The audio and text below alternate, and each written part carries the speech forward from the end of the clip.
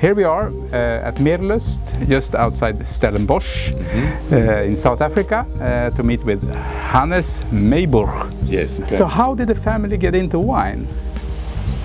Well, you know, it was not always a wine farm. You know, in the old days it used to be mixed farming. When I was a child, we used to have 500 sheep here, and we had a herd of dairy cows. So, you know, my mother used to make butter and cream here.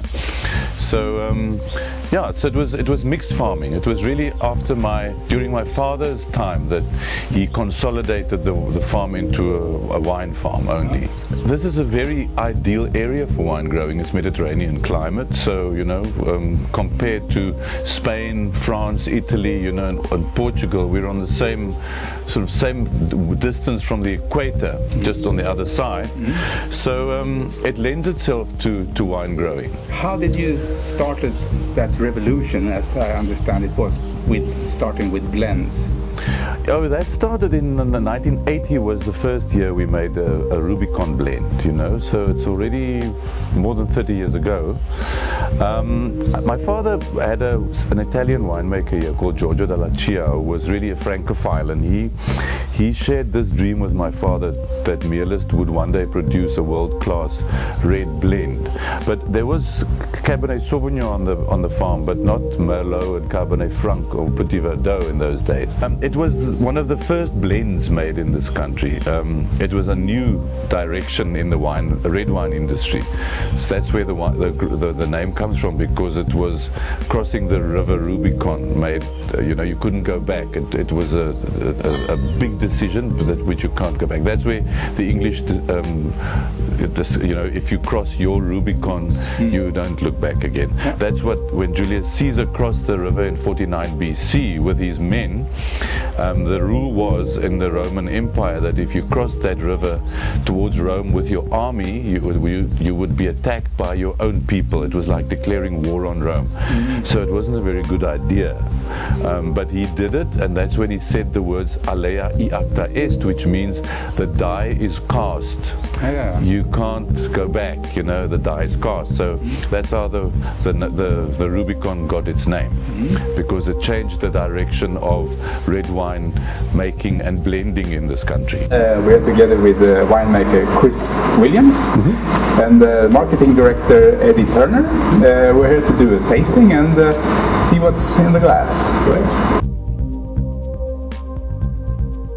The style of wine that's developed over many years is quite classical, and when I say that, I mean that we take our inspiration from European style wines, and what we try to achieve is first of all to make wines that taste great. Of course, that's obvious, but most importantly after that is to have wines which have a sense of place, that have a character in their taste which is unmistakably Cape first of all, and Stellenbosch, and then also an estate quality, because all of our grapes that we use in our winemaking come from the Meerlust Estate. That is, the land is owned and managed by us here on the farm, and that's very important so we can control all the aspects of the wine production.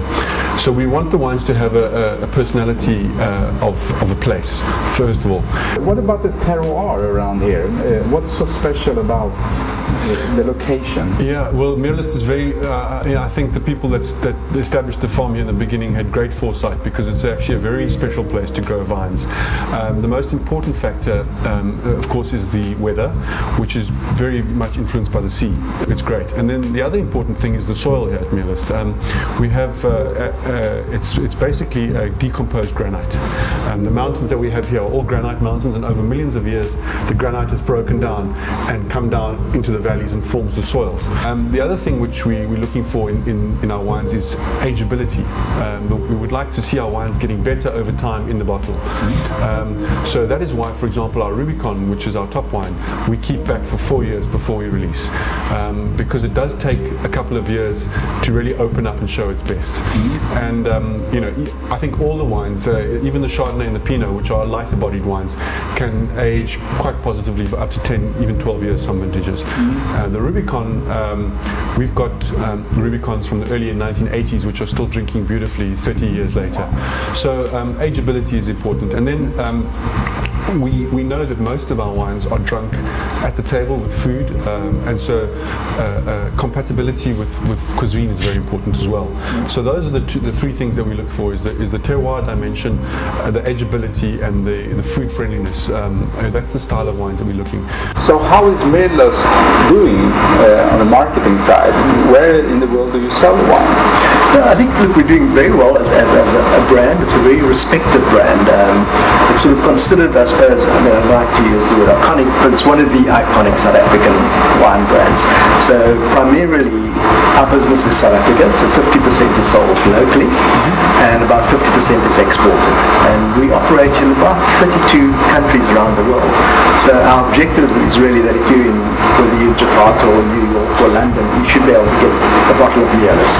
Looking upon winemaking, I see it pretty much as an artist. Yes. Creating experience. Yes. What is your take on that? Well, I'm not a winemaker, but I mean, I've been in the business all my life now, and I think it's true because it's something that is alive, something that is new every year. It's not like a car part that you make, or a shock absorber that sort of remains the same every year. Every vintage is a new adventure, because the climate is different. The winter might have been cold or warmer, or every year is new. So it's never boring. And of course you meet wonderful people, because wine is something that brings people together. It's always a conversation point. It's when people usually have a good time.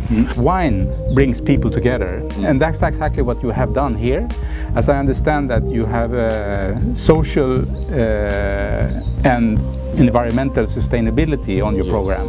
A few years ago we built a big bottling, labeling and storage facility on one corner of the farm, and we gave the land to the workers who've been living here for many years, and we share this now. It belongs to all of us. 50% belongs to the workers, so it's a sharing thing, and it's a participation thing, and it's a profit share thing. So whatever it belongs to them as well, so we all look after it together. If you look into the future, what will happen with Meerlust? 20 years ago, when we had our democratic freedom and Mandela was released, we've been able to go onto the world market and compete on level ground, you see. So I think the future bodes well for Meerlust.